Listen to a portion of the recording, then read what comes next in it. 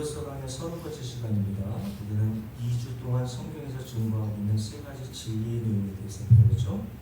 이 진리를 알고 모르는 것은 신앙생활에 있어서 매우 중요한 것이라고 생각을 하고 있으니까요. 다시 한번 간단하게 정리해 드리겠어요. 첫 번째 진리는 아담과 하와 이후 태어난 모든 타락한 인간은 하나님의 절대적인 개입과 인도하심이 없이는 성경에서 증거하고 있는 진리에 대하여 스스로의 능력과 지혜로는 단 하나도 깨닫는 것이 불가능하고 무지하여 그 결과 모두 멸망의 길로 갈 수밖에 없는 운명이라고 말씀을 드렸어요. 두 번째 진리는 그 원인과 이유에 대한 것이었는데 사도 바울은 고린도교 성도들에게 쓴 편지인 고린도 4장에서 그 원인에 대하여 말하기를 이 세상 신 혹은 공중권세 잡은 자 거짓의 아비로 불리는 마귀가 믿지 않는 자들의 마음을 완전히 장악하고 있으므로 영광의 복음의 광채가 비치지 못하게 가리고 있기 때문이라고 이야기를 했다는 거죠. 그리고 마지막 세 번째 진리의 내용은 그러면 이렇게 인간은 스스로 진리를 깨닫고 예수를 믿어 영생을 얻는 것이 불가능하여 모두 멸망으로 달려가고 있는 자들이었는데 어떻게 그런 자들 가운데 진리를 알고 예수를 믿어 영생을 얻게 된 자들이 나왔냐는 겁니다. 사도 바울은 그 원인에 대해서 고린도서 4장에서 이렇게 이야기를 했죠. 제가 읽어드립니다. 어두운 데에 빛이 비치라 말씀하셨던 그 하나님, 창세기 1장에 기록되어 있는 말씀 한마디로 완전한 무의 상태, 공허와 혼돈의 상태에서 유를 창조하신 그 창조주 하나님께서 예수 그리스도의 얼굴에 있는 하나님의 영광을 아는 빛을 우리 마음에 비추셨기 때문이라고 이야기를 했습니다. 그래서 하나님의 이런 개입으로 말미암아 저와 여러분은 진리에 대하여 무지하여 결국 멸망의 길로 달려갈 수밖에 없는 운명이었는데 진리를 깨닫고 예수를 믿어 영생에 이르게 되었다라고 성경은 우리에게 가르치고 있단 말이죠. 그래서 하나님께서 이러한 진리를 깨닫게 하시기 위해서 자신의 백성으로 택하신 이스라엘 백성들을 약속하셨던 가나안 땅으로 바로 들이시지 않고 광야로 인도하셔서 40년 세월을 그곳에서 보내게 하셨다는 겁니다. 그래서 하나님은 광야 40년 세월을 보내고 곧 하나님이 약속하신 가나안 땅에 들어가게 될 이스라엘 백성들을 모아 놓으시고 모세를 통하여 이들에게 가르치신 내용이 뭐였습니까? 신명기 9장을 다시 한번 찾아봅니다. 신명기 9장을 한번 볼게요. 신명기 9장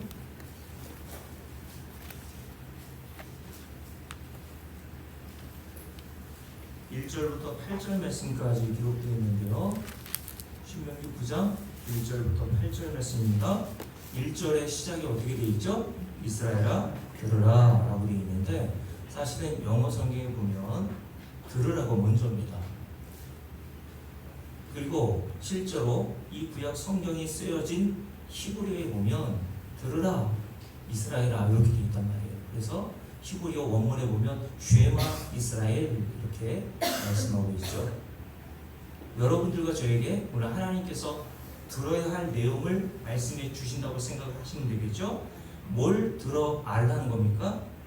자, 1절부터 쭉 읽습니다. 이스라엘아 들어라. 네가 오늘 요단을 건너 너보다 강한 나라들로 들어가서 그것을 차지하리니 여기서 그것은 가나안 땅이겠죠. 그것을 차지하리니 그 성읍들은 크고 성벽은 하늘에 닿았으며 크고 많은 백성은 네가 아는 아낙 자손이라.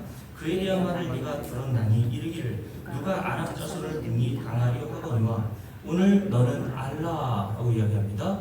들어라.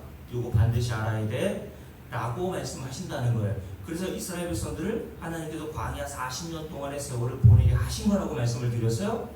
하나님이 능력이 없어서 광야에서 40년 동안 이스라엘 백성들을 머물게 하신 것이 아닙니다. 하나님은 어떤 일을 행하실 때 반드시 목적을 가지고 행하신다고 말씀을 하셨죠. 그리고 그 목적을 가지고 행하시는 그 하나님은 그 목적을 반드시 달성하고 성취하시는 분이시란 말입니다. 그래서 성경에서 하나님을 가리켜 신실하신 하나님이라고 표현하는 것은 저와 여러분의 소원을 이루시기 위해서 전능하거나 신실하신 하나님이 아닌 거예요. 성경에서 말하는 전능하신 하나님, 신실하신 하나님이라고 말씀하신 이유는 하나님께서 태초 이전에 그리고 아브라함에게 약속하신 그 언약을 신실하게 전능한 힘으로 지켜내시는 하나님이라는 사실을 말씀해 주고 있단 말이에요. 그러니까 저와 여러분이 하나님은 전능하죠. 그러니까 여러분과 제가 원하고 소망하는 모든 것들을 이루어 주실 하나님이야 라고 생각하며 기도하다가 여러분과 제가 원하는 소원이 이루어지지 않으면 금방 실망하고 낙심하게 된단 말이에요. 하나님은 저와 여러분 안에 있는 탐심으로 나오는 소원을 이루시기 위해 전능하신 분이라고 말씀하신 것이 아니란 말입니다. 자, 3절 함께 읽습니다. 오늘 너는 알라. 저와 여러분들이 교회 나와서 요거 반드시 알라고 주님께서 말씀하시는 거예요. 요거 알고 돌아가면 되는 겁니다, 여러분. 어떤 거? 그 뒤에 이렇게 돼 있죠. 네 하나님 여호와께서, 여러분 구원의 주체는 항상 주어가 하나님이라고 그랬어요. 그죠? 그래서 여기에서도 네 하나님 여호와께서 라고 말씀하시면서 하나님께서 이스라엘 백성들을 위해서 하신 일을 설명해 주는 거예요. 그러니까 이 광야 이스라엘 백성들을 가나안 땅으로 들이시면서 하나님께서 구원을 저와 여러분에게 설명해 준단 말이에요. 구원은 하나님 홀로 이루어내시는 거라고 말씀하신단 말이죠. 자, 다시 한번 읽어볼게요. 내 하나님 여호와께서 맹렬한 불과 같이 내 앞에 나아가신즉, 여기서도 주어가 여호와께서 이렇게 되죠. 여호와께서 그들을 멸하사 내 앞에 엎드러지게 하시리니 여호와께서 네게 말씀하신 것까지 너는 그들을 쫓아내며 속히 멸할 것이라. 내 하나님 여호와께서, 계속 주어가 내 하나님 여호와라는 것을 주목하세요. 그들을 내 앞에서 쫓아내신 후에 네가 심중에 이르기를, 하나님은 우리의 속을 다 알고 계신단 말이죠. 하나님이 A부터 Z까지 시작부터 마무리까지 다 완성하여서 우리는 거저구 구원을 누리는 것인데도 우리는 우리의 심중에 어떤 생각을 합니까? 그래도 내가 조금 한 게 있잖아 라고 생각한단 말이에요. 이런 생각을 가리켜 성경은 뭐라고 얘기하냐면 신명기 8장을 한번 돌아가 볼게요. 신명기 8장에 보면 하나님께서 이스라엘 백성들에게 이렇게 말씀하시죠. 자, 12절부터 함께 읽습니다.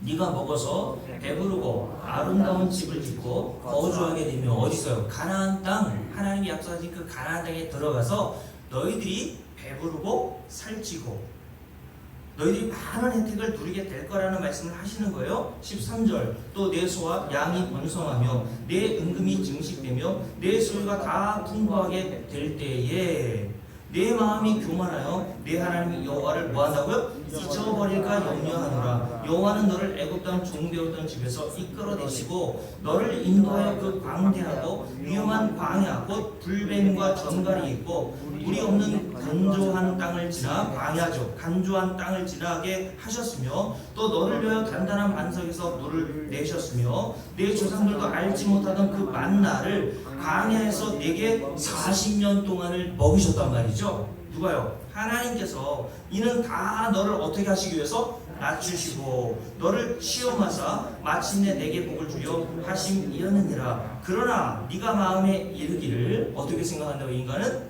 내 능력과 내 손의 힘으로 내가 이 재물을 얻었다 말할 것이다. 하나님은 이런 인간의 속을 너무나 잘 알고 계시단 말이에요. 요 본문을 공동번역 성경을 통해서 읽어보면요, 좀 더 신랄하게 이 말씀이 기록되어 있는데, 네가 이렇게 등다sup고 배부르고 모든 혜택을 누리는 것을 보고서 네가 속으로 어떻게 생각할 것이라고 말씀하냐면, 너는 네 속으로 내가 뼈골 빠지게 일해서 이 모든 것들을 얻은 거야 라고 생각할 거라는 것을 주님이 말씀하신 거예요. 그게 17절 말씀의 내용이란 말이죠. 그러면서 18절 함께 읽습니다. 내 하나님 여호와를 기억하라. 그가 내게 재물 얻을 능력을 주셨습니다. 이같이 하심은 내 조상들에게 맹세하신 언약을 오늘과 같이 이루려 하심이니라. 여기도 하나님께서 이렇게 이스라엘 백성들을 광야에 40년 동안의 세월을 거쳐 가나안 땅에 들어가신 이유는 너에게 원인이 있지 않고 이미 너 이전에 있었던 조상 아브라함 때부터 언약궤 두신 그 맹세를 네 행위와는 관계없이, 왜냐하면 이스라엘 백성들이 광야에서 행한 일로만 보면 그들은 가나안 땅에 들어갈 자격과 조건이 있습니까? 없잖아요. 그런데 왜 하나님께서 자격과 조건도 안 되는, 실력도 안 되고 믿음이라는 것은 눈꼽만치도 찾아볼 수 없는 이스라엘 백성들, 하나님의 약속에 대해서 얼마나 믿음이 없었는지 민수기 14장 여러분 잘 아시잖아요. 13장과 14장에 보면 가데스 바네에서 하나님께서 모세를 통해서 이스라엘 12지파 중에 한 사람씩 정탐꾼을 뽑아서 가나안 땅에 들여보내시죠. 하나님이 약속하신 그 땅이 어떤 땅인지 정탐하고 와봐. 그랬더니 정탐한 12명 중에 10명이 그 땅에 대해서 악평하죠. 뭐라고 악평합니까? 맞아요. 하나님이 약속하셨던, 아브라함 때부터 언약하셨던 그 젖과 꿀이 흐르는 땅이 바로 이 가나안 땅이 맞는데, 그 가나안 땅에는 어떤 자들이 살고 있어요? 우리가 도저히 우리의 힘으로는 점령할 수 없는 거인족, 아람 족속이 살고 있습니다. 우리는 그들이 보기에 뭐가 같다고요? 메뚜기에 불과할 거예요. 12명 중에 10명의 정탐꾼이 이 말을 하자 온 백성들이 그 말을 듣고 밤새도록 통곡했대잖아요. 어떻게 하면 통곡했습니까? 아니, 왜 애굽에서 잘 살고 있었던 우리를 꺼집어내서 들어가지도 못할 가나안 땅에 들어간다고 그렇게 거짓말하고, 그러면서 하나님에 대해서, 모세에 대해서 원망했단 말이죠. 여러분, 이스라엘 백성들이 애굽에서 뭘 봤습니까? 하나님이 행하시는 10가지 재앙을 봤죠. 기적을 봤단 말이에요. 광야에서 또한 이들이 뭘 기적을 체험했습니까? 매일 아침마다 하늘에서 만나가 내리는 기적을 체험했고, 불과 구름 기둥이 자기들을 보호하는 것을 매일 눈으로 보고 목격하며 하나님의 살아계심을 체험했단 말이에요. 그런데 인간의 그 체험과 경험이 믿음으로 이끌어 주던가요? 우리는 뭘 보고 어떤 희한한 기적과 이사를 보면 저 사람이 믿을 것 같은 생각이 들지 않습니까? 그렇지 않다는 것을 이스라엘 백성들을 통해 하나님이 보여주신단 말이에요. 그런 놀라운 기적들을 여러 번 체험하고 경험하고 목격했던 이스라엘 백성들이 결국 하나님 앞에 나오게 된 것이 뭡니까? 믿음 없습니다 말이죠. 이것은 아브라함 때부터 하나님께서 아브라함을 통해서, 그리고 사라를 통해서 보여주신 거잖아요. 전에 한번 말씀드린 적이 있지 않습니까? 이미 수십 년에 약속하셨던 하나님이 99세된 아브라함과 89세된 그의 아내 사라에게 나타나셔서 뭐라고 말씀하시죠? 내년 이맘때가 되면 너희들 둘 사이에 아들이 생길 거야. 그랬더니 아브라함과 사라가 믿습니까? 사라가 하나님이 하신 그 말씀을 듣고 피식 비웃죠. 하나님은 내가 생리가 언제 끊어진지도 모르시나 봐. 아들은 고사하고 무슨 내가 낳을 힘이 있는 여자로서의 그 생리 기능이 다 끊어진 상태인데, 그런데 하나님은 그렇게 믿음 없는 아브라함과 사라를 통해서도 그 약속을 신실하게 지켜내시더라는 거예요. 하나님이 이스라엘 백성들의 이런 믿음 없음을 왜 드러내십니까? 너희들이 믿음이 있어서, 너희들이 하나님이 보실 때 다른 민족보다 어느 모로 보나 탁월해서 하나님이 가나안 땅으로 들여보내신 게 아니라 너희들에게는 원인이 없어. 그럼에도 불구하고 하나님께서 너희를 가나안 땅으로 들여보내신 것은 뭐라고 말하죠?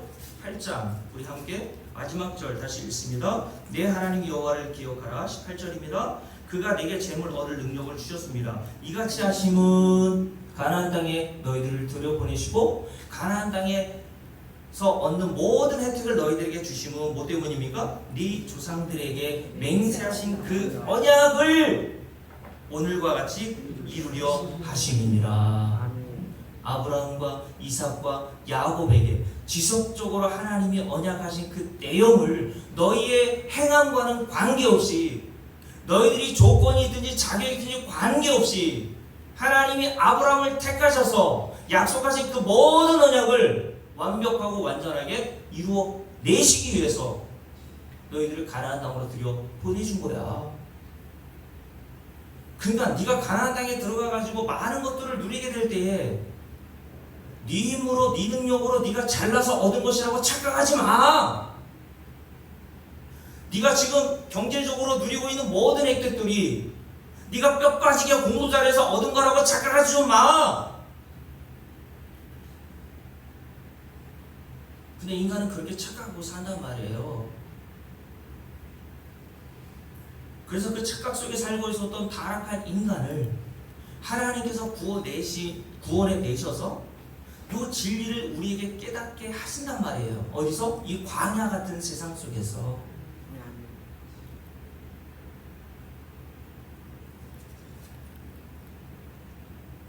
이 진리를 깨닫게 된 자들만 하나님 나라에 들어간다라는 사실을 오늘 말씀을 통해서 우리에게 보여주신다는 거죠. 그래서 함께 신명기 9장 다시 넘겨볼게요. 신명기 9장 그 뒤에 보면 5절 함께 읽습니다. 네가 가서 그 땅을 차지함은 네 공의로 말미암음도 아니며, 하나님이 요 진리를 알려주신 거예요. 네 공의 때문이 아니야. 네 마음이 정직해서도 아니야. 그럼 뭐 때문이지 아니? 이 민족들이 악함으로 말미암아 네 하나님 여호와께서 그들을 내 앞에서 쫓아내신 거야. 그러면 이스라엘 백성들이 또 어떻게 착각합니까? 아, 그러면 가나안 민족보다 우리가 좀 나은가? 그래서 그 악한 가나안 민족들을 하나님이 쫓아내시고 덜 악한 우리를 가나안 땅으로 들여보내신 건가? 아니라는 거예요. 그것이 아니라는 것을 하나님께서 이스라엘 역사를 통해서 보여주시잖아요. 이스라엘 백성들이 가나안 땅에 들여보내주신 하나님의 은혜를 잊어버리고 사사기, 예레미야, 이사야서를 한번 읽어보세요. 가나안 백성들과 똑같이 동화되어서요 우상을 섬기는 일을 한단 말이죠. 그래서 예레미야서 6장에 보면 하나님께서 예레미야 선지자를 통해서 뭐라고 말씀하시냐면, 야, 이스라엘 백성들이 섬기는 수가, 섬기는 신의 수가 성읍 수와 똑같아. 제가 이 말씀을 가지고 이런 얘기를 했죠. 교회 다 나와서 하나님을 섬기고 있다고 하는 사람들이 모여 있는 그 교회 안에 사람마다 다 각자 자기가 섬기는 신이 다르다니까요. 성경에서 말하는 참 하나님을 섬기는 게 아니라 자기가 만들어 놓은 금 신상, 금 송아지와 같은 그 신을 하나님이라고 부르면서 섬기고 있단 말이에요. 교회 안에서도. 그래서 교회 안에 100명이 모이면 100명의 교인들이 섬기는 신이 다 다른 거예요. 왜요? 성경에서 말씀하고 있는 하나님을 배우지 못했거든요. 내가 섬겨야 될 하나님이 어떤 하나님들을 모르니까 인간의 타락한 본성에서 나오는 탐심으로 이스라엘들이 신의 산 그 밑에서 금송아지를 만들어 놓고 그 금송아지 신상을 향해서 이름을 붙였는데 여호와 하나님이야 라고 했던 것처럼 이름은 하나님인데요 성경에서 말하는 하나님이 아니라는 겁니다. 그래서 하나님께서는 이스라엘 백성들을 40년 광야 생활하면서 뭘 가르치시는 거예요? 네가 섬겨야 될 하나님이 어떤 하나님인지 알라는 거예요. 네가 섬겨야 될 하나님은 네 노력과 네 수고의 대가로 하나님 나라에 들여보내시는 분이 아니라 너는 수고하지도 않았고 한 일이라고는 죄밖에 지은 일이 없고 광야에서조차도 그런 어마무시한 기적을 보았음에도 불구하고 금송아지와 같은 우상을 섬겼잖아. 그런데도 왜 너를 하나님 나라의 모형인 가나안 땅에 들여보내줬니? 하나님은 언약의 신실하신 하나님이시기 때문인 거야. 요거 알아먹으라고 여러분.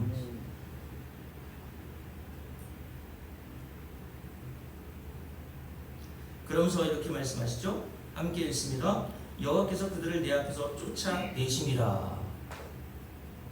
가나안 땅의 원주민들 하나님께서 그의 악함으로 말미암아 다 쫓아내시고 이스라엘 백성들을 거기에 들여놨더니 이스라엘 백성들도 그 가나안 땅에서 뭐 했어요? 가나안 땅 사람들과 원주민들과 동일한 우상 숭배와 죄악을 발산해 내더라는 겁니다. 그래서 하나님께서 바벨론을 들어서 남유다와 북이스라엘을 완전히 패망시켜 버리시죠.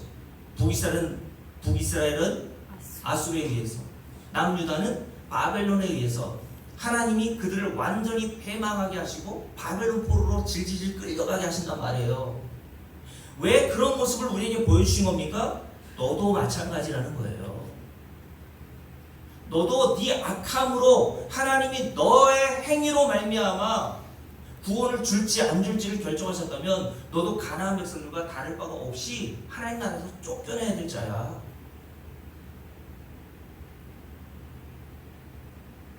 애굽에서, 광야에서, 가나안 땅에서, 그리고 바벨론 포로로 끌려갔던 그 바벨론이라는 곳에서도요, 이스라엘 백성들은 계속 우상을 숭배했단 말입니다. 그게 저와 여러분 아니에요, 여러분? 예수 믿기 전이나 예수 믿고 난 다음이나 뭐가 그렇게 달라졌습니까, 저와 여러분이? 정말 여러분 안에 우상 없어요? 골로새 3장에서 사도 바울이 뭐라고 했습니까? 우상 숭배라는 것은 단순히 눈에 보이는 어떤 형상에게 절하고, 이번 주간이 추석이니까 돌아가신 조상님들의 묘에서 절하는 것만 우상 숭배입니까? 골로새 3장에서 사도 바울이 뭐라고 했어요? 탐심이 곧 우상 숭배야. 여러분 탐심 없어요?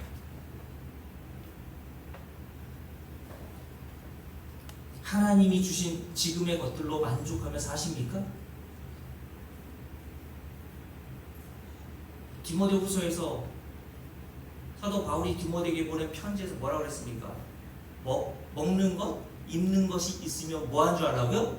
족한 줄 알면 살라고 하셨어요. 근데 우리는 족합니까? 만족해요? 옛날에 제가 어렸을 때만 해도 추석 때, 뭐 생일 때 되면은 이 밥에 고기 미역국 먹고 사는 게 소망이었잖아요, 그죠? 저도 옛날에 그렇게 가난했다고 말씀드렸잖아요. 그냥 저희 어머니가 그냥 아버지 덕분에 가난한 집에 시집 오셔가지고 얼마나 이 개고생이라는 말은 한국 표준어라고 하더라고요. 개고생 하셨는지. 옛날 시골에서는 시향이라는 거 들어보셨어요? 들어보셨죠? 그 시향이라고 하는 제사를 드리기 위해서 1년에 몇 번씩 제사 음식을 만들어서 그렇게 했단 말이에요. 가난하니까 남의 눈에 소장하면서 사니까 그 사람이 소유하고 있는 그 소장 농으로서 그렇게 의무적으로 했단 말이죠.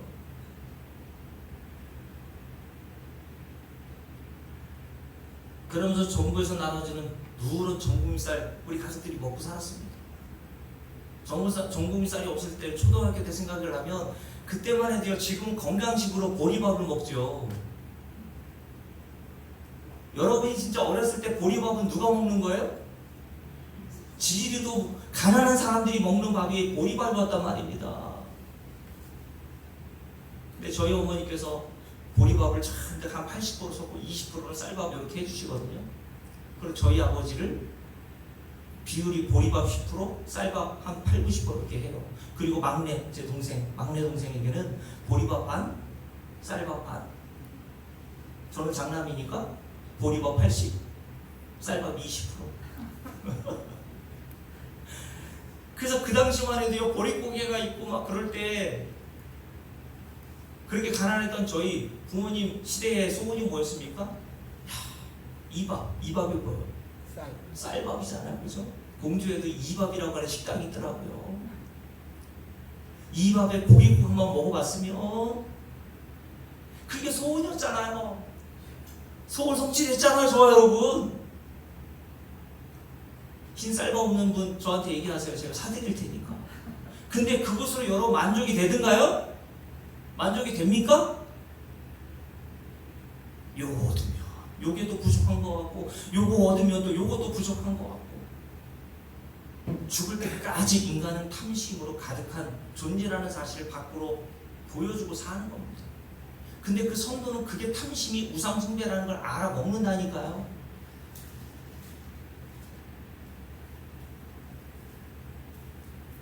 그런 자들을 이스라엘 백성들은 왜 하나님께서 가나안 땅, 하나님 나라의 모형이라고 했잖아요. 왜 구원과 영생을 허락해 주신다고요?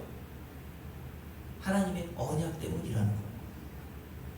하나님이 저와 여러분에게 언약하시고 맹세하신 그 신실하신 언약을 지키시기 위해서 하나님은 한 번도 그 언약을 잃어버리거나 취소하지 않으시고 계속 그 언약을 이루어 나가시는 하나님이시라는 사실을 저와 여러분이 알아먹으라고 오늘 이 성경을 우리에게 주셨고, 성경에 나오는 모든 이스라엘 백성들 모든 인물들이 이 진리를 설명하고 있는 역할과 도구로 등장하는 거예요.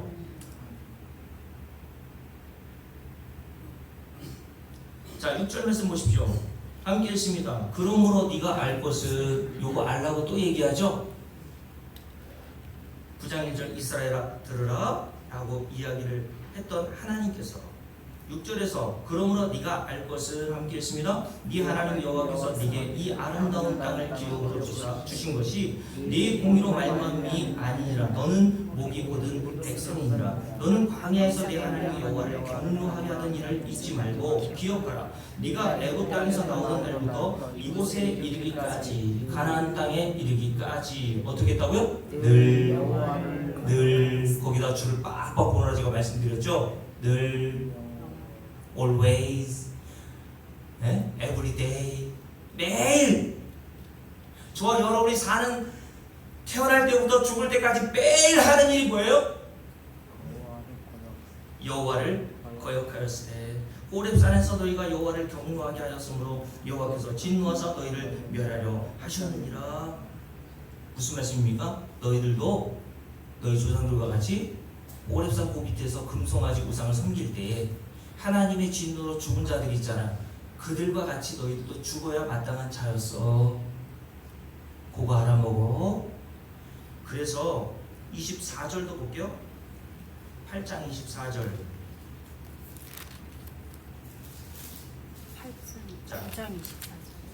9장이네요. 9장 23절부터 함께 읽습니다. 여호와께서 너희를 가데스 바네아에서 떠나게 하실 때에 이르시기를. 요 가데스 바네아가 어떤 때였습니까? 12명의 정탐꾼을 보냈을 때였단 말이에요. 그러니까 그때로부터 한 40여 년이 지난 시점에서 사도가 아니라 모세가 추억하면서 이야기를 하는 겁니다. 네가 가데스 바네아에서 너희 조상들이 했던 일이 뭔지를 알잖아. 어떤 일을 행했나요? 함께 읽습니다. 바데스 가네에서 떠나게 하실 때에 이르시기를 너희는 올라가서 내가 너희에게 준 땅을 차지하라 하시되 너희가 너희 하나님 여호와의 명령을 거역하여 줄을 그어놓으세요. 뭐였습니까? 믿지 아니하고. 그 말씀을 듣지 아니하였나니. 그러므로 내가 너희를 알던 날부터 너희가 어떻게 했다고요? 줄을 여기도 빡빡 보느라고 말씀드렸습니다. 항상 쉬지 않고 끊임없이 계속하여 여호와를 거역하여 왔느니라. 지금 신명기는 어떤 때입니까? 이스라엘 백성들이 곧 가나안 땅에 들어가기 직전에 하나님께서 모세를 통해서 말씀하신 내용이란 말이에요. 너 가나안 땅에 들어가기 전에 요 진리를 반드시 알아야 돼. 너희에게는 원인이었고 가나안 땅 하나님 나라의 모형인 가나안 땅에 들어가게 된 모든 원인은 100% 하나님 때문인 거야. 하나님의 은혜와 하나님의 자비와 긍휼, 그리고 너에게 약속하신 그 언약을 신실하게 지켜내시는 그 하나님 때문에 너희들이 하나님 나라의 모형인 가나안 땅에 들어가게 된 것이야. 요 진리를 반드시 알아야 돼 라고 말씀하신 겁니다. 그러니 저와 여러분이 이 광야 같은 세상, 이스라엘 백성들이 광야 40년 동안의 세월을 산 그 광야라는 것은요, 우리가 사는 이 세상을 말한다고 얘기했습니다. 그러니 여러분, 저와 여러분은 이 광야 같은 세상을 살면서 하나님께서 복을 주신 것이 뭡니까? 이 진리를 깨닫게 하시는 게 복인 거예요. 그래서 신명기 8장에 뭐라 했습니까? 너희를 이렇게 시험하사 낮추시고, 낮추시는 증거로 나온 게 뭡니까? 아, 나에겐 원인이 하나도 없는 거군요. 내가 오직 구원과 영생과 하나님 나라에 들어가게 된 것은 오직 하나님께만 원인이 있군요. 요게 마음이 낮춰진 거예요. 이렇게 마음이 낮춰진 상태로 하나님 나라에 들어가게 하시는 겁니다, 성도를. 그래서 신명기 8장을 다시 넘겨보면 하나님과 이스라엘 백성들이 뭐라고 하였습니까?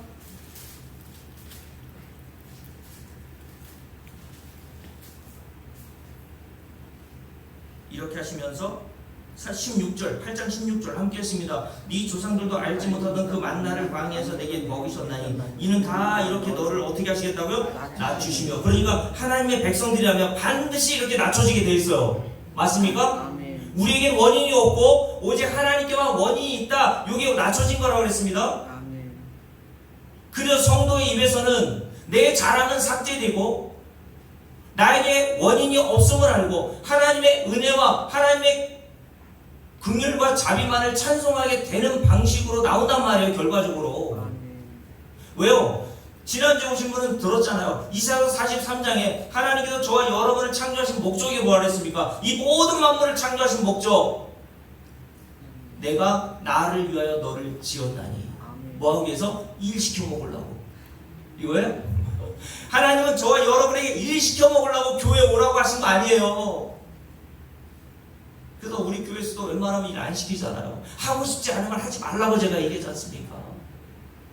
할 사람 없으면 교회 팔고 다른 데 이사 가면 됩니다. 걱정하지 마세요. 은혜 받은 사람이 그냥 하시란 말이에요. 어떤 사람은 내가 실컷 해놓고 안 하는 저 사람을 또 정죄하네. 그럼 뭐하러 합니까? 그 사람 때 안 하는 사람 때문에 또 시험 들어요. 나는 이렇게 했는데 저 인간은 놀고 자빠졌네.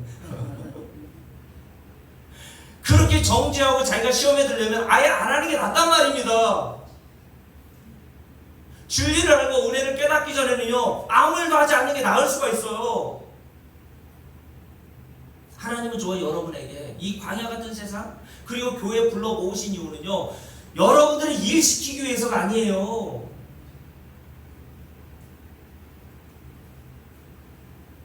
이 진리를 깨달아 여러분과 저를 낮추셔서 이렇게 낮춰진 자만 어디로 들어가요? 하나님 나라에 들어간단 말이에요. 아멘. 맞습니까? 아멘. 그래서 여러분 누가복음 에 기록되어 있는 바리새인과 세리비 있지 않습니까? 바리새인가 자기를 막 높이며 자랑하지 않습니까? 나 일주일에 2번씩 했네요. 11조 빼먹은 적 없네요. 부지와 공사 내가 잘했네요. 안식일날 내가 얼마나 잘 지켰습니까? 욕을 마음이 높아진 자라고 이야기하시면서 마음이 낮아진 세리가 뭐라고 얘기합니까? 하나님 앞에 할 말이 없는 거예요. 그러면서 가슴을 치며 하늘을 우러져 보지도 못하고 하는 말이 뭐였어요? 하나님, 나는 죄인입니다. 나를 불쌍히 여겨주세요. 그 뒤 주님이 누구 손을 붙잡고 들어가세요? 그 세리의 손을 붙잡고 하나님 나라로 들어가더란 말이에요. 아멘.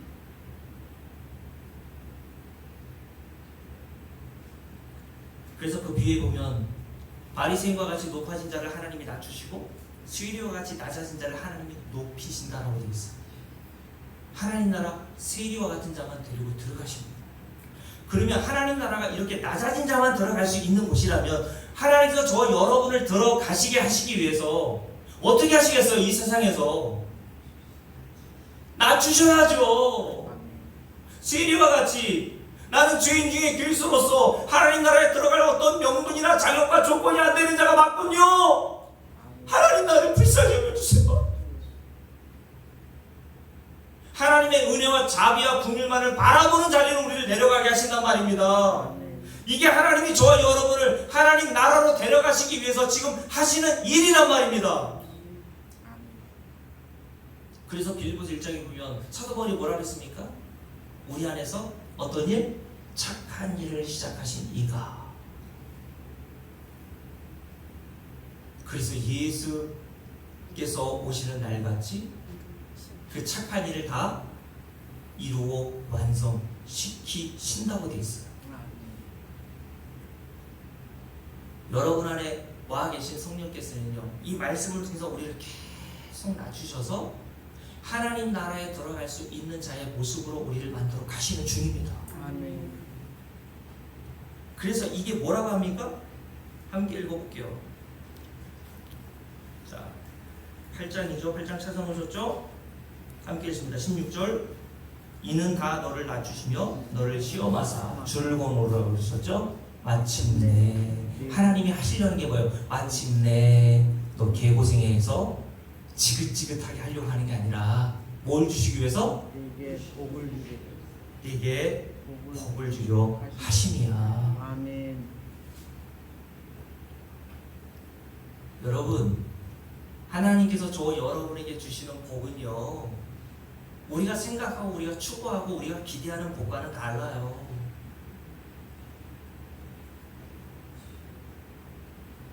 그래서 때로는 나사로와 같은 모습으로 이 세상을 살게 하실 때도 있는 겁니다.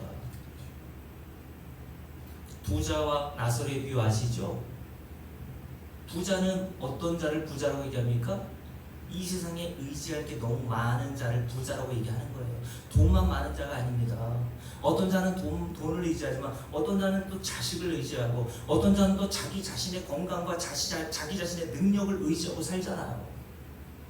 그게 부자란 말이에요. 근데 나사로는 의지할 수 있어야죠. 세상에 볼 때는 거지 나사로가 좋습니까? 부자가 좋습니까? 다 부자 되고 싶죠.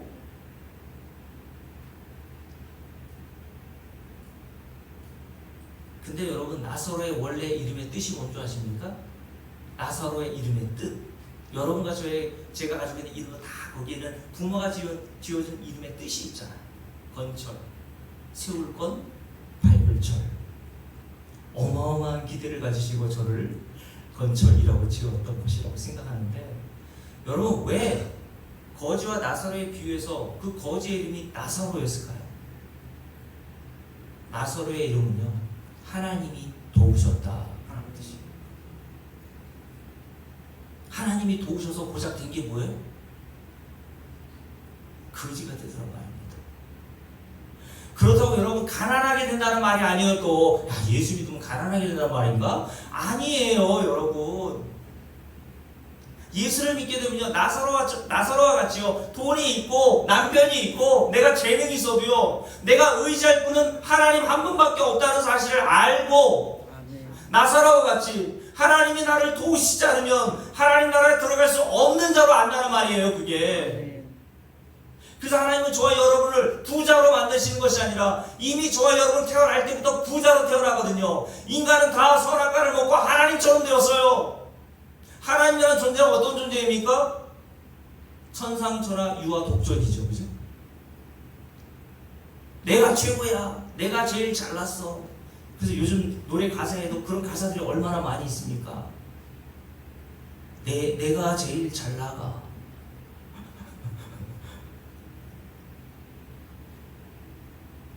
여러분, 그렇게 선악과를 먹고 다 하나님같이 된 존재, 하나님은 누구를 의존하지 않는 존재예요. 그죠? 그게 하나님인 겁니다. 하나님은 누구에게도 의존하지 않아요. 근데 인간은 피조물임에도 불구하고 타락할 하나님같이 되어 있기 때문에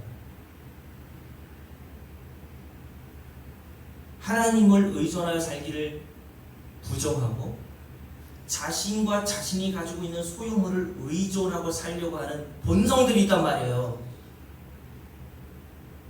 그런 저와 여러분의 타락한 본성을 하나님이 꺾어내시고 나사로의 자리로 밀어가시는 겁니다.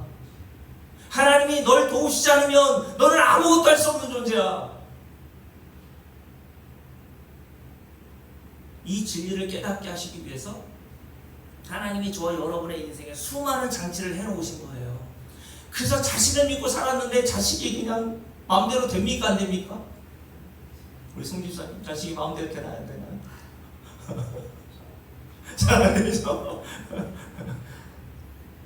그게 정답입니다. 다 잘 되고 있어요. 내가 기대한 것보다 내 자식들이 훨씬 더, 내 남편이 기대한 것보다 칠수 좀 저리 가라고 남편이 너무 나를 사랑해줘.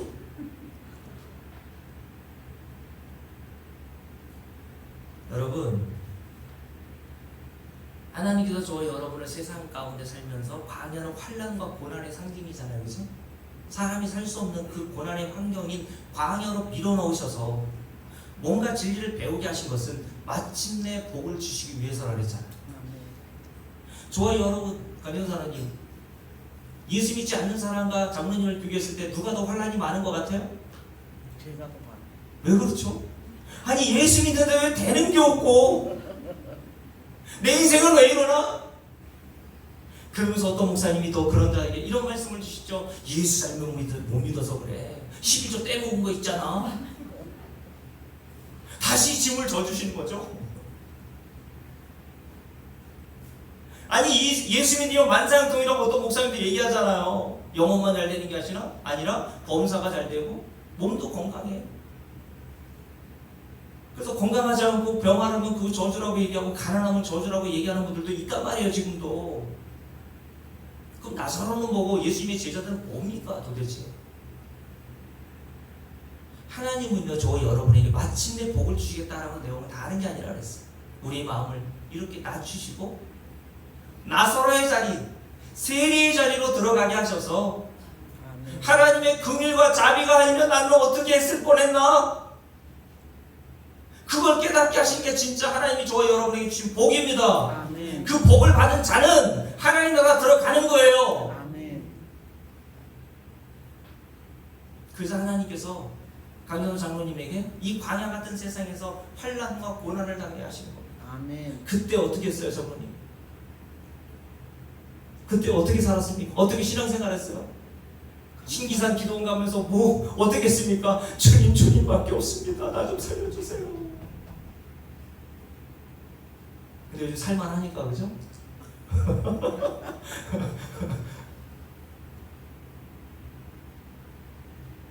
그게 복이란 말입니다. 하나님께서 저와 여러분을 이렇게 마침내 복을 주실 줄로 믿습니다. 아멘.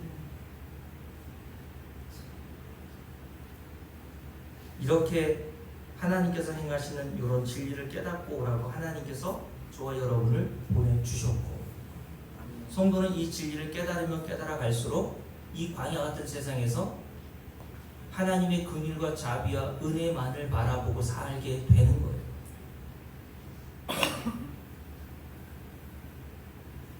그래서 하나님은 날마다 저와 여러분을 교회로 불러놓으시고 목사의 말씀을 증거하는 것을 통해서 우리의 죄인됨을 날마다 드러나게 하시는 겁니다. 저와 여러분은 죄인이라는 사실을 성경을 통해서 반드시 깨닫지 않거든요. 그런 죄인을 위해서 십자가에 달려 죽으시러 오신 예수가 복음이 될 수 없어요.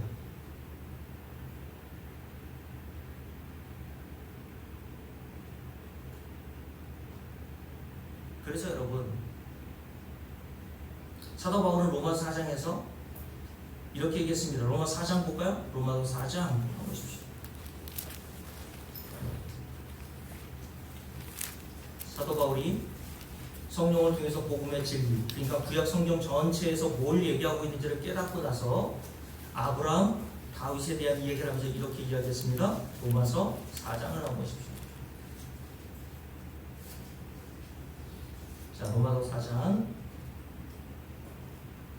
잘 보시면 1절부터 쭉 읽습니다. 함께 읽을게요. 그런즉 육신으로 위축하는 누구요? 아브라함이 무엇을 얻었다 하리요. 유대인들이 가장 존경하고 숭배의 대상으로 삼을 정도로 생각하는 자가 바로 아브라함 아닙니까? 그 아브라함에 대해서 사도 바울이 이렇게 이야기를 하는 겁니다. 2절, 만일 아브라함이 행위로서 의롭다 하심을 받았으면, 그래서 의롭다 하심을 그냥 영생, 구원, 하나님 나라 이렇게 써도 괜찮아요. 무슨 말입니까? 만약 아브라함이 뭘 잘해서 하나님에게 영생과 구원과 하나님 나라에 들어갈 어떤 행위가 나와서 그에게 하나님께서 의롭다 하시고 구원과 영생을 주시고 하나님 나라에 들어가게 하셨다면 그건 은혜입니까? 보상입니까? 다시요. 아브라함이 뭘 잘한 행위가 있어서 하나님이 그 잘한 행위를 카운트 하셔가지고 가치로 여기셔서 야, 너 이렇게 잘했네? 100세에 네가 낳은 아들 이삭을 모리아산에서 바치기까지 그렇게 했어? 야, 네가 남들보다 잘했네? 그 행위로 하나님이 아브라함에게 영생과 구원과 하나님 나라를 들어갈 수 있는 자격을 주셨다면 그건 은혜인 거예요? 보상인 거예요? 보상입니다. 내가 행한 것으로 하나님께서 보상을 주시는 거죠. 그러니까 그건 은혜가 아닌 거예요. 은혜란 뭐라 그랬습니까? 받을 수도 없고 자격이 없는 자들에게 하나님이 무상으로 거저 주시는 게 은혜라고 했잖아요. 그러니까 이스라엘 백성들은 광야에서 그거 알아먹으라고 하신 거죠. 너는 받을 자격이 없잖아. 근데 왜 가나안 땅에 들어갔니? 하나님의 은혜 덕분이야. 그거 알아먹으라고 그런 거예요. 근데 사도 바울이 아브라함의 이야기를 하면서 이런 이야기를 하는 겁니다. 함께 읽습니다. 만일 아브라함이 2절입니다. 행위로서 이롭다 하심을 받았으면 자랑할 것이 있으려니와 자랑할 게 있겠죠. 나 이렇게 행했더니 이렇게 구원을 주셨던데? 여러분, 그래서 교회에서 어떤 분들이 말하는 상급론, 등급론, 차별 뭐 이런 것들은요 다 뭘 강조하는 거예요? 인간의 행위를 강조하는 겁니다. 그렇지 않아요, 여러분? 인간의 행위를 하나님이 카운트 하셔가지고 점수를 매긴다는 게 그 등급론, 상급론 아닙니까? 그럼 그건 은혜입니까? 보상입니까? 네? 내가 행한 이 세상에서의 선한 일로 하나님이 카운트 하시고 기준을 정해놓으시고 야, 요 등급은 1등급, 2등급, 3등급, 12등급 이렇게 나누시고 상도 차별 있게 주신다면 그건 은혜로 받는 게 아니잖아요. 내 행위로 받는 거 아닙니까? 그러면 자랑할 게 있겠죠. 근데 아브라함에게는 자랑할 게 있대요, 없대요? 없다. 100세에 낳은 아들 이삭을 바쳐도 그거 자랑할 거 아니야. 그것 때문에 네가 하나님 나라 들어온 게 아니고 하나님의 의롭다를 받은 게 아니야 라고 이야기를 하는 겁니다. 그러면 어떻게 아브라함이 하나님 앞에 의롭다를 받고 영생을 얻어 구원에 이르게 되었나요? 3절 함께 읽습니다. 성경이 무엇을 말하느냐? 여러분, 이 말씀이 중요합니다. 성경, 여러분 사도 바울은 구약의 학자잖아요. 그러니까 로마서를 쓸 당시에는요 신약이 완성되기 전이었다니까요. 신약이 없었어요. 그러니까 사도 바울이 여기서 말하는 성경은 뭘 얘기할까요? 구약, 모세 율법, 오경, 그죠? 창세기, 출애굽기, 레위기, 민수기, 신명기, 그리고 선지자들이 쓴 나머지 글들, 요걸 다 구약 성경이라고 하지 않습니까? 그러니까 구약의 학자로서 지금 사도 바울이 야, 성경 구약 전체가 지금 뭘 말하고 있는지 잘 들어? 이 얘기를 하고 있는 거예요. 첫 번째로 뭐라고 얘기합니까? 야, 너희들이 생각하는 것처럼 아브라함이 뭘 해서 하나님께 의롭다움을 받고 상급을 받고 하나님 나라 들어간 게 아니라는 얘기예요. 먼저. 그러면 어떻게 아브라함이 하나님의 의롭다움을 받았니? 성경이 요걸 얘기하는 거야. 함께 읽습니다. 성경이 무엇을 말하느냐? 아브라함이 하나님을 주를 걸어서 어떻게 하면? 믿음에 그것이 그에게 뭐로 여겨졌어요? 의로 여겨진 바 되었느니라 라고 얘기했어요. 아브라함이 하나님을 믿음에. 근데 사실은 아브라함이 뭘 그렇게 하나님을 잘 믿었습니까? 제가 설교 소도에 말씀드렸잖아요. 믿음이 얼마나 없으면 하나님이 이미 약속하셨는데도 불구하고 자기들이 원하는 때에 아들이 안 생기자 사라가 이야기를 하죠. 여보, 이젠 틀렸나 봐. 하나님의 약속은 이제 취소됐나 봐. 우리가 잘못 들은 것 같아. 그러니까 내 몸종인 하갈에게서 아들을 낳아서 당신의 상속자로 삼아. 그래서 나온 게 누구예요? 이스마엘이라고 하는 아들을 낳았잖아. 여러분, 아브라함이 얼마나 믿음이 없었으면 자기 아내 사라의 말을 듣고서 아들을 낳아버립니까? 아내 말을 잘 들은 건 물론, 예? 아내가 상위 시대라 교회도 아내가 선택해야 그 교회 가고, 그죠? 남자들이 이사 갈 때 자기 버리고 갈까봐 아내가 그렇게 사랑하는 애완견을 꼭 끌어안고 있대잖아요. 나는 버려도 이 애완견은 버리지 않겠지. 나는 믿음으로. 여러분 아브라함이 뭐가 그렇게 대단하고 뭐가 그렇게 믿음이 있어요? 근데 성경은 그가 하나님을 믿음에라고 얘기했어요. 하나님이 약속하신 그 아브라함을 이런 자로 여겨주신다는 거예요. 그냥 믿음에 하나님께서 그를 뭐로 여겨주셨다고요? 의로 여겨준 바 되었느니라. 4절 일하는 자에게는 그 싹이 은혜로 여겨지지 아니하고 뭐로 여겨진다고요? 못으로 여겨지거니와 이를 아니할지라도. 자, 이거 아브라함과 다윗과 저와 여러분 다 여기 들어있는 겁니다. 이를 아니할지라도 경건하지 아니한 자. 이게 누구예요? 이 전체 이 세상 인류란 말이에요.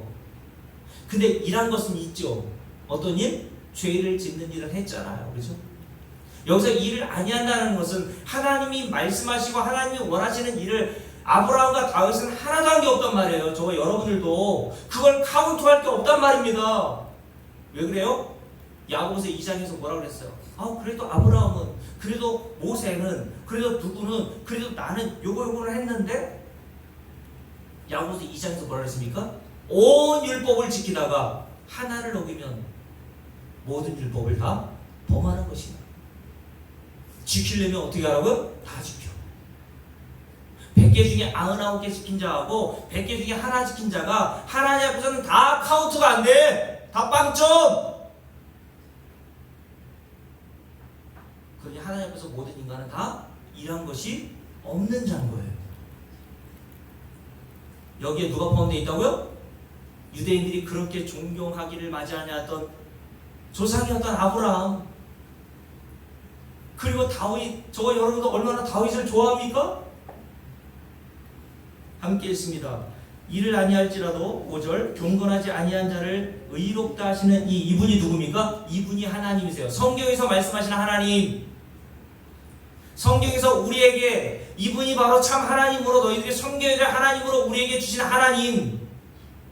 나에게 일한 것이 없는데, 일한 것이 없는 자, 죄밖에 지은 것이 없는 자가 받아야 될 대가 보상은 뭡니까? 죄의 값은 사망이에요. 저와 여러분이 마땅히 하나님께 받아야 될 보상이라고는요, 죄인 중에 괴수로서 영원한 지옥 형벌밖에 남아있는 것이 없는 거예요. 그런데 이렇게 죄밖에 지은 것이 없고 일한 것이 없는 저와 여러분에게 하나님께서 왜 영생과 구원과 하나님 나라를 주십니까?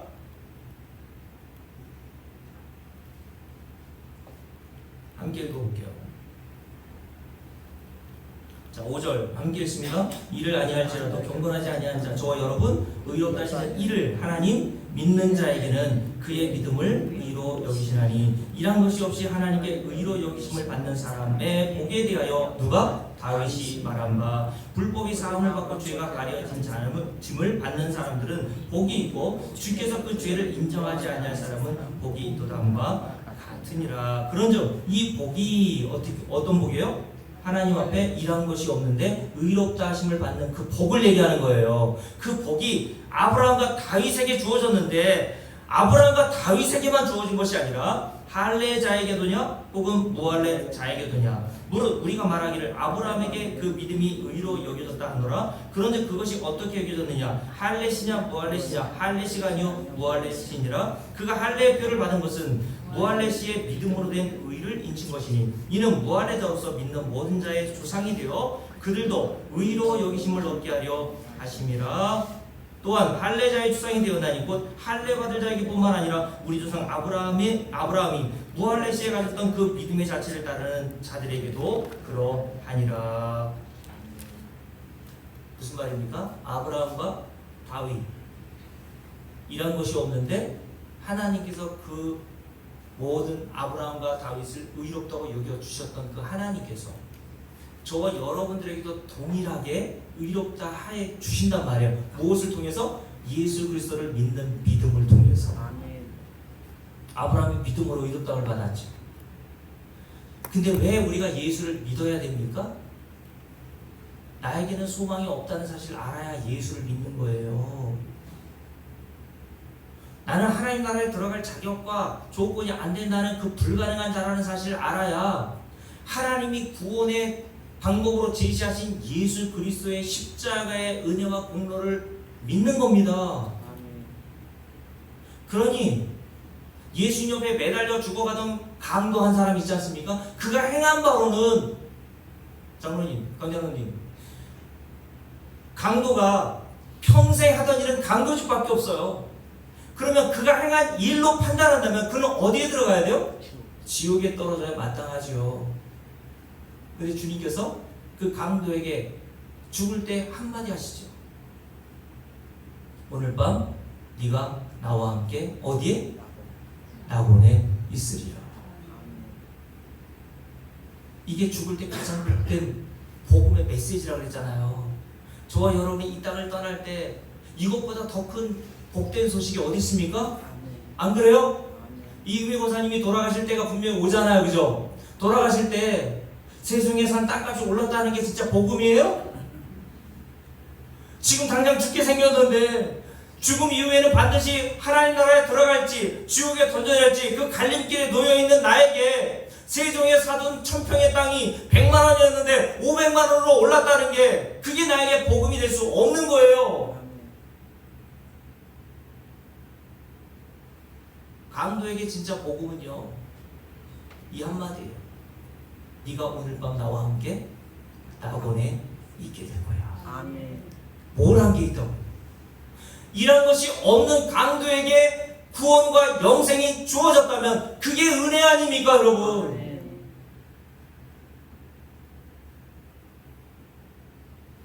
아브라함과 다윗과 저와 여러분들 또한 이런 것이 없는데 예수 그리스도께서 십자가에 행하신 그 공로와 은혜로 말미암아서만 하나님 나라에 들어가게 된다는 사실을 믿는 자가 바로 구원받은 성도라는 겁니다, 여러분. 아멘.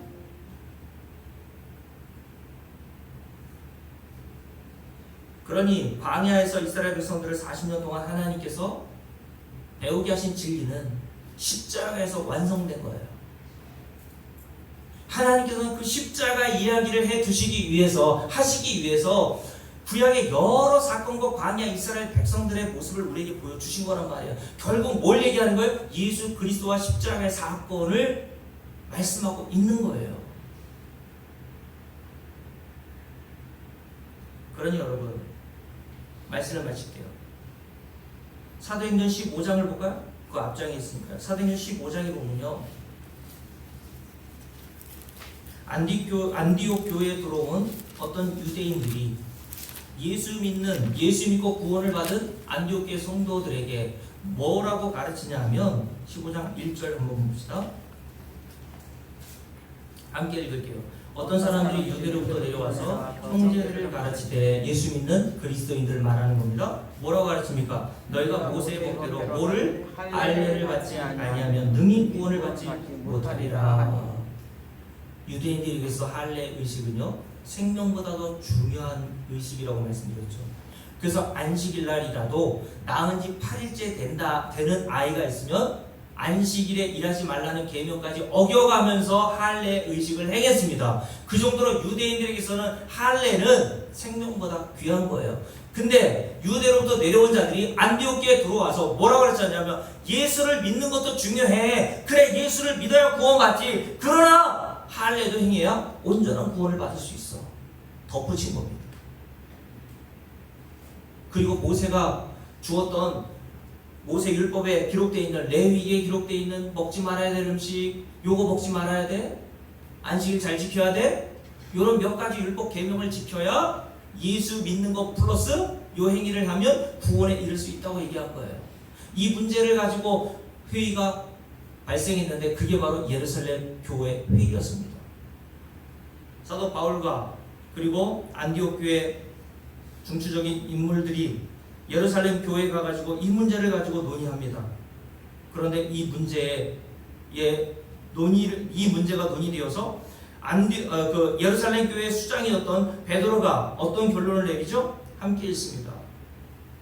자, 6절부터 함께 읽습니다. 함께 읽을게요. 사도와 장로들이 이 일을 의논하러 모여 6절 15장 6절입니다. 함께 읽습니다. 사도와 장로들이 이 일을 의논하러 모여, 이 일이라는 것은 15장 1절 이렇게 써놓으시면 되겠죠. 이 일로 의논하러 보여 많은 변론이 있은 후에 베드로가 일어나 말하되 형제들아 너희도 알거니와 하나님이 이방인들도 내 입에서 뭐를 복음의 말씀을 들어 믿게 하시려고 오래전부터 너희 가운데서 나를 택하시고 또 마음을 아시는 하나님이 우리에게와 같이 그들에게도 성령을 주어 증언하시고 믿음으로 그들의 마음을 깨끗이 하사 그들이나 우리나 뭐하지 않으셨다고요? 차별하지 아니하셨느니라. 여기서 그들은 이방인들 우리는 유대인들 이방인들 개돼지 취급했다 그랬죠. 할례 받지도 않고 율법을 어기니까 넌 개돼지야. 상종도 하지 않았단 말입니다. 그런데 사도 바울이 집에서 읽어보세요. 사도행 10장을 보면 이방인 고넬료에게 하나님께서 보내시죠. 아이 나는 이방인들과 교제하는 것 어렸을 때부터 하지 않았어요. 그렇게 했던 사도 베드로가 고넬료 백부장을 만나서 복음을 깨닫게 되죠. 하나님은 유대인인지 이방인이든지 할례를 받았든지 할례를 받지 않았든지 우상 제물을 먹든지 안 먹든지 뭐 하지 않는다고요? 차별하지 않으시는 거예요. 그거 하나님 카운트하지 않으신다는 거예요. 그러면서 이렇게 얘기합니다. 10절 그런데 지금 너희가 어찌하여 하나님을 시험하여 우리 조상과 우리도 능히 매지 못하던 멍에를 제자들의 목에 두려느냐. 이게 요즘 교회에서 하는 일 아닙니까? 야 요거 하나면 구원에서 취소돼. 그러니까 요것도 해야지. 그 하나님의 계속해서 6월절 자꾸 지키라고 하는 거 아니에요? 예수 믿지 말라고 하지 않습니다. 예수도 믿어. 근데 요것도 해야지. 중요한 그 6월절 제7일 안 지킬 교회는 뭘 지키라고 합니까? 야 토요일이 안 지키는데 주일날 지키면 하나님 나라 못 들어가. 예수 믿지 말란 말 하나도 안 해요. 예수도 믿어. 안 지킬도 지키고 6월절도 지켜야 돼. 자꾸 짐을 지워주는 거예요. 근데 결론으로 사도 베드로가 11절 아주 중요한 이 결론을 이렇게 맺죠. 함께 읽습니다. 그러나 우리는 그들이 우리와 동일하게 줄을 모르세요. 우리와 동일하게 이방인들은 유대인들이 먹지 말아야 될 음식으로 규정했던 그 더러운 부정한 음식들을 어렸을 때부터 먹고 살았잖아요. 저 여러분 마찬가지 아닙니까? 레위기 11장에 보면 돼지고기 먹지 말라고 해서 부정한 음식이라고. 장어 먹으면 돼요 안 돼요? 안 됩니다. 여러분 근데 먹었어요 안 먹었어요? 잘도 드시더만. 유대인들은 그렇게 하나님이 계명을 주셨는데 그 부정한 음식 먹으면 하나님 나라 못 들어가. 그 사람이 그렇게 부정한데 어떻게 하나님 나라 들어갈 수 있겠니? 이런 생각을 가지고 그들에게 이 계명도 지키라고 했던 거예요. 이방인들에게. 예수 믿어 이거 지켜야 돼. 근데 다시요 11절 함께 했습니다. 그러나 우리는 그들이 우리와 뭐하게? 동일하게 줄을 빡빡 걸어놓으세요. 뭐로? 주 예수의 은혜로 구원받는 줄 믿노라. 아멘. 다시요. 우리는 그들이 우리와 동일하게 뭐로? 주 예수의 은혜로 구원받는 줄 믿노라. 이걸 뭐라고 한다고요? 7절에서 복음의 말씀이라고 되어 있잖아요. 딱 연결해 놓으세요. 복음이라는 것은 요거예요. 다 죄인이고 행할 일로는 다 지옥 갈 수밖에 없는 저와 여러분인데 어떻게 하나님 나라 들어갔습니까? 우리 저 예수 그리스도의 은혜 덕분 아닙니까? 근데 하나님의 나라에 그러니까 무슨 차별이 있어요? 무슨 등급이 있겠습니까?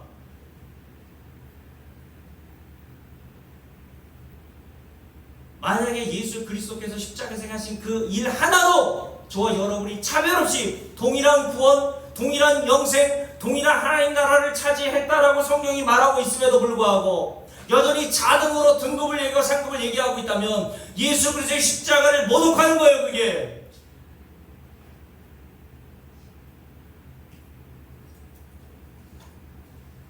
우리 찬송과 함께 부르고 오늘 말씀 마치겠습니다.